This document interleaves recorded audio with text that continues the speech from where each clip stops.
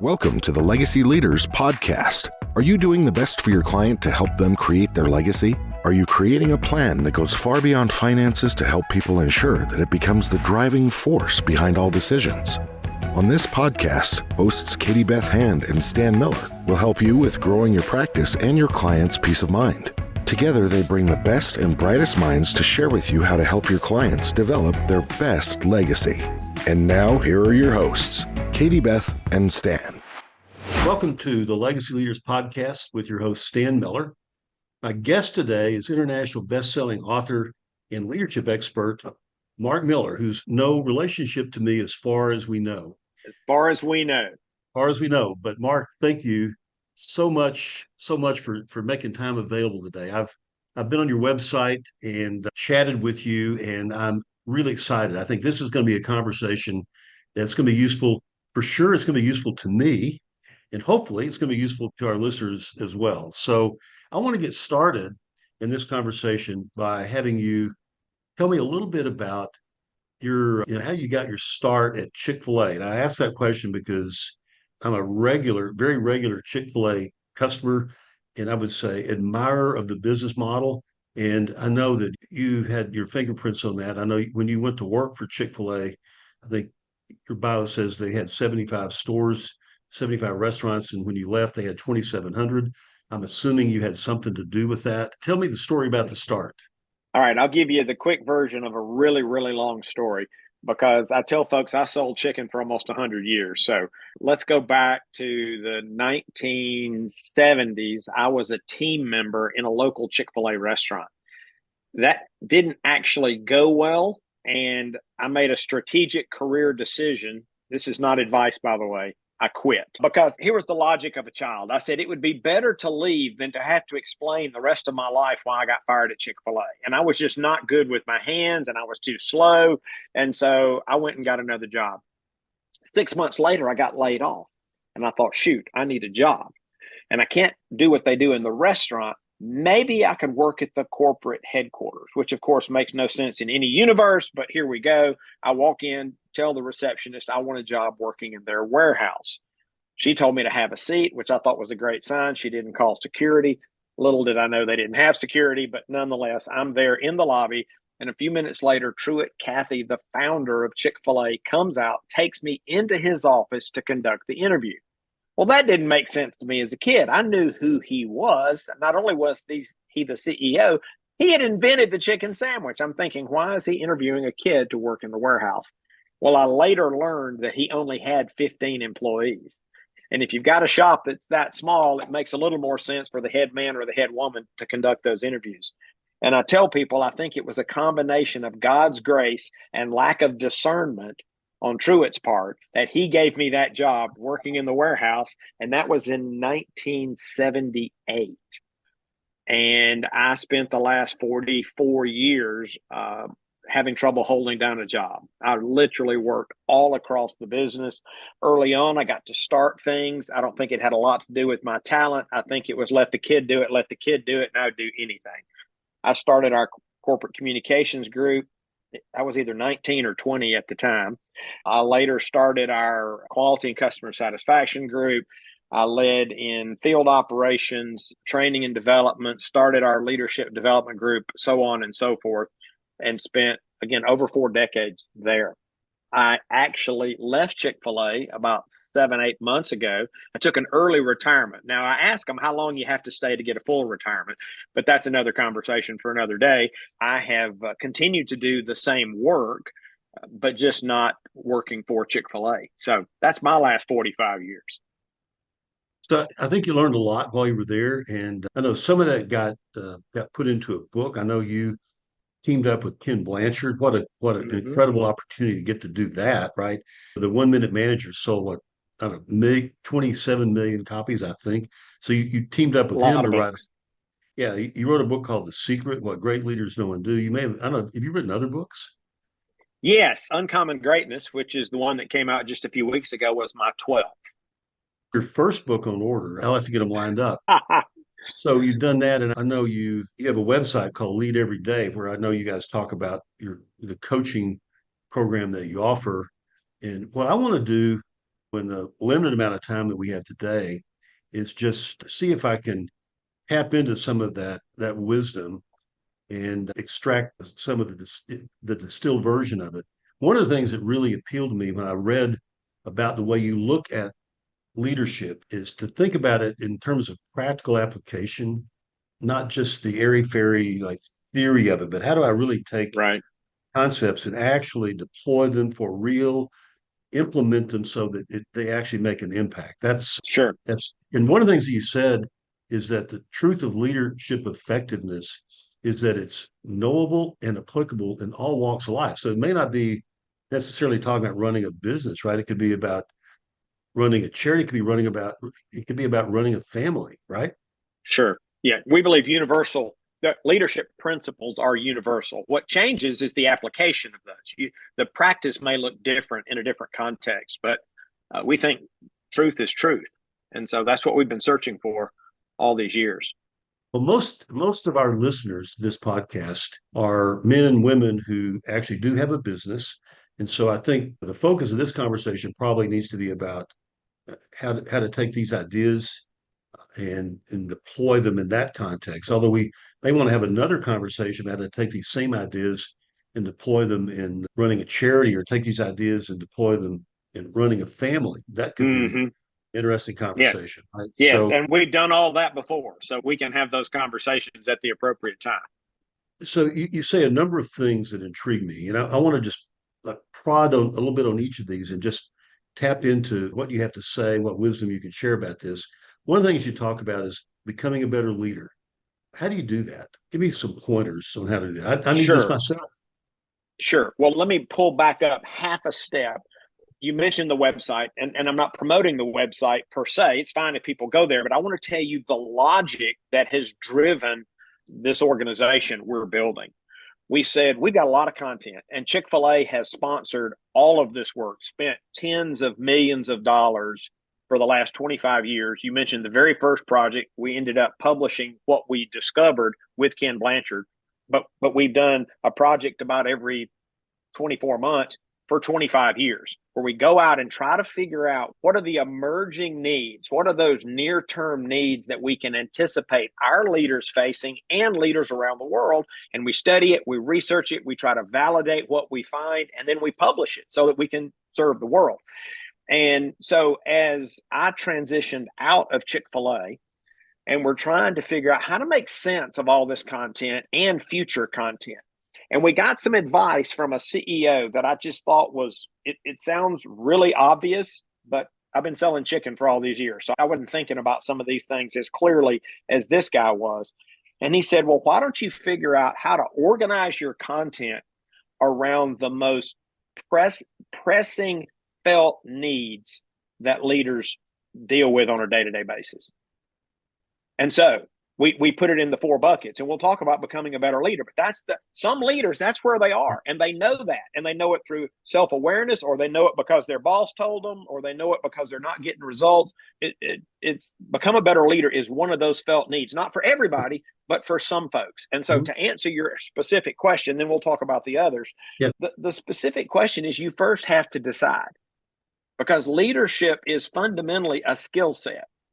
Now, there's a heart component. Our picture of leadership is an iceberg, which, by the way, the new book, the one that's just come out, is called Uncommon Greatness. And in that book, we basically unpack 5 fundamentals. And I won't go into those right now, but I will say this. They actually overlay with the iceberg. That 4 of the fundamentals have to do with that 10% at the top, which represents the skills.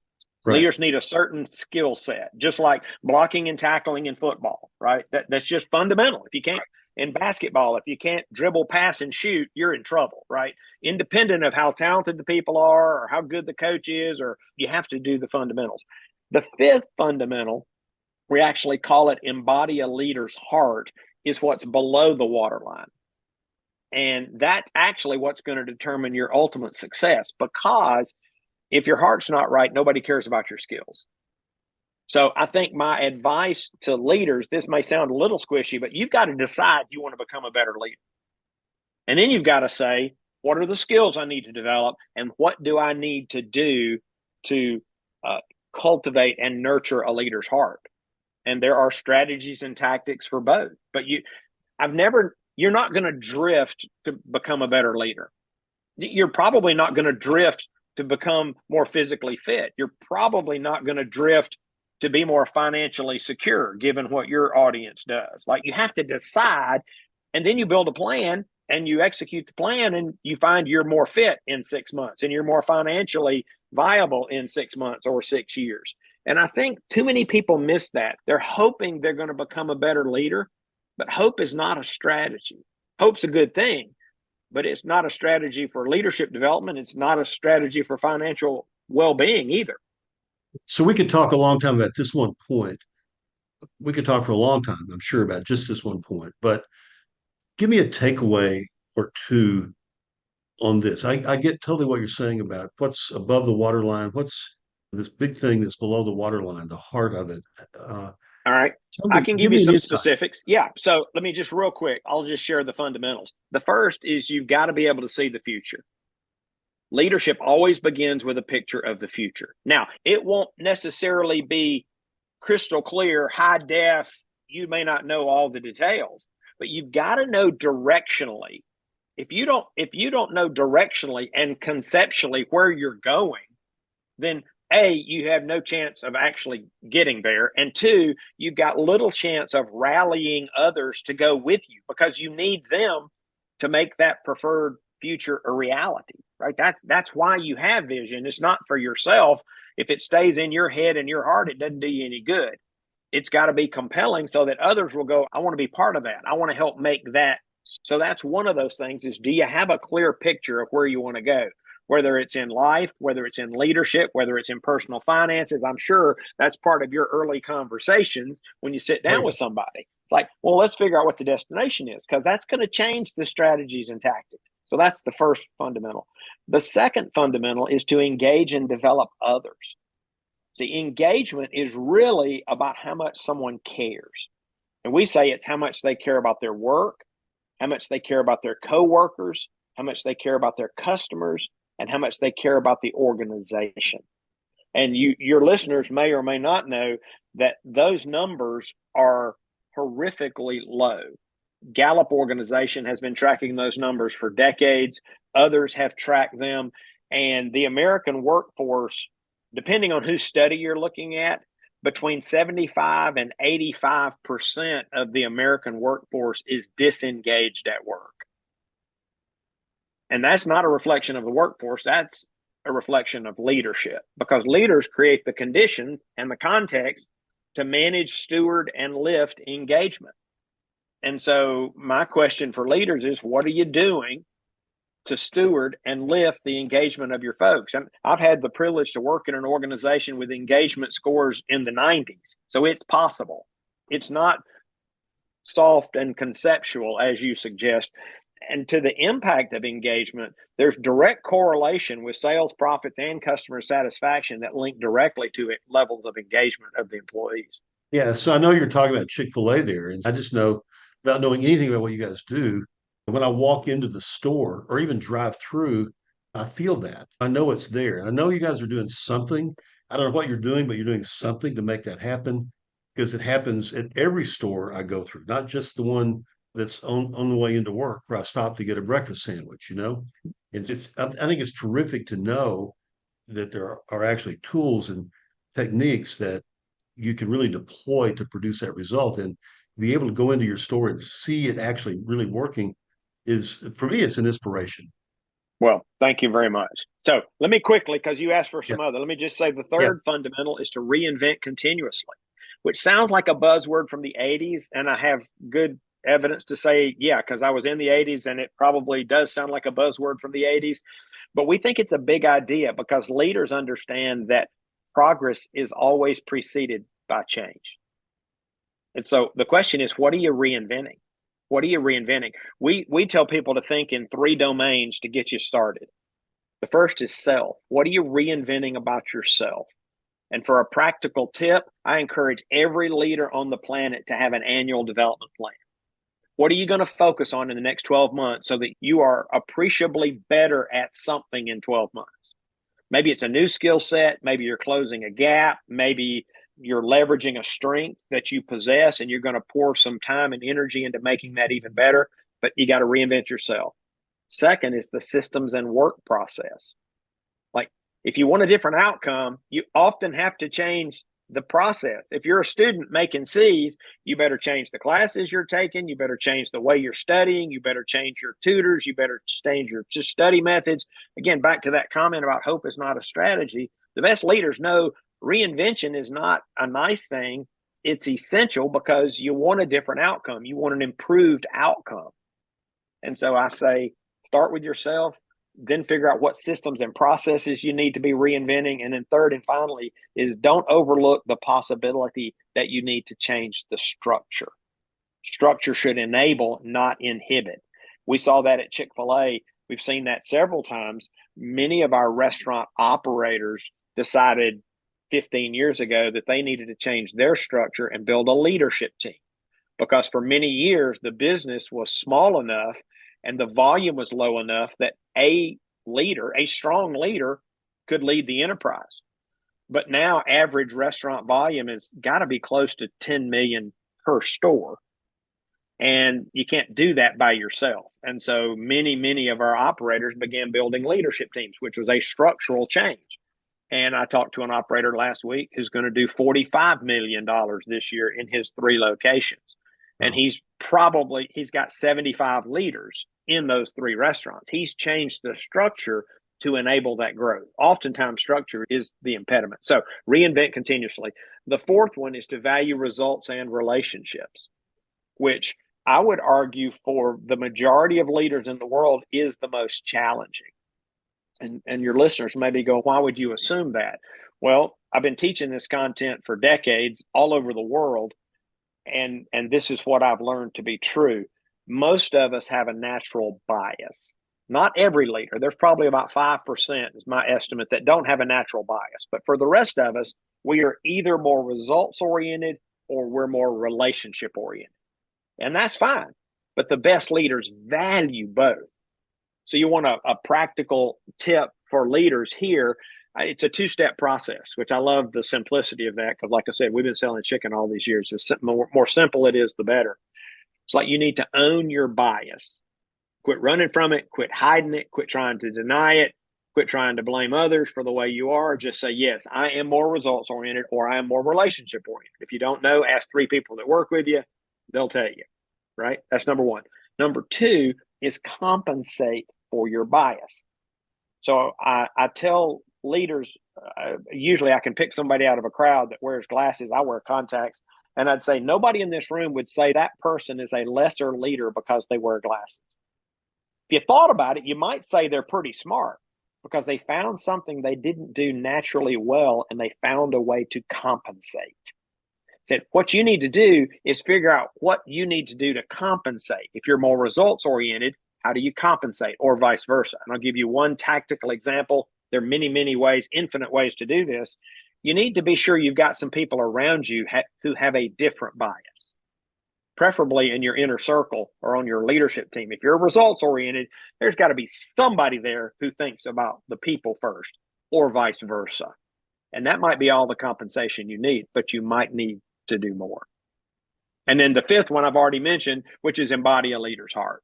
And again, lots of tactical things you can do, but it starts with a choice as well, that you really do want to become a leader that people want to follow. Talk a long time today, Mark. This is terrific. You have a lot of topics and I want to drill into every one of them. I don't have time to do that today. We'll have to do that another day. Yeah, we'll have to do that another day. But just like one last thing, let me ask you, one of the things you talk about is accelerating success. Take a couple of minutes and let's talk about how you talk. All right. I'm going to mention, just for context, I want to mention the other 2 because I think this will help set up the last one. We said, okay, what are the felt needs of leaders? One is some need to become a better leader. Some need to improve team performance. And so we've got a point of view on that. Some need to strengthen their organization. We got a point of view on that. We were also looking at all the stuff we've learned over the last 45 years. And we said, there are some things that will actually help you in all of those areas. So they're not specific to become a better leader. They're not specific to improve team performance, and they're not restricted to strengthen your organization. So we created this fourth category. And so let me give you an example of that and your listeners that I think will help. And that's learn from others. Now, that may sound really simple. Again, I do simple. I do two things. I do pragmatic. I've been accused of being painfully pragmatic. Like, I take that as a badge of honor because, as you mentioned earlier, you actually got to do stuff. You're thinking about stuff, maybe a precursor to action, but you can't stop with thinking about stuff. So we're going to be pragmatic and we're going to be simple.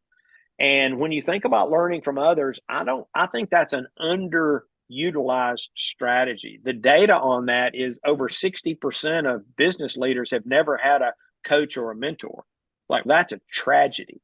Like, that's pretty low hanging fruit. Now, people say, what's the difference in a coach and a mentor? There are some subtle differences, as many in your audience would appreciate. But fundamentally, you pay a coach and a mentor does it for free. So if you can't afford a coach, get a mentor. Find somebody who's a little further down the road than you on a particular topic. Some people look for their mentor to provide everything. They want their mentor to do relationship counseling, fitness and wellness counseling, financial counseling, and spiritual counseling. You're going to be hard pressed to find those kind of people. But maybe you can narrow the focus and you can find somebody to help you in one area, and maybe you need more mentors. But find somebody who's a little further along than you are that cares enough about you to help you. And find a mentor, hire a coach, create a personal board of directors, hire consultants if you have the budget to do so. You can even start a peer group. They go by many, many names. Some call them mastermind groups. I started one 26 years ago. We've been studying leadership twice a month for 26 years.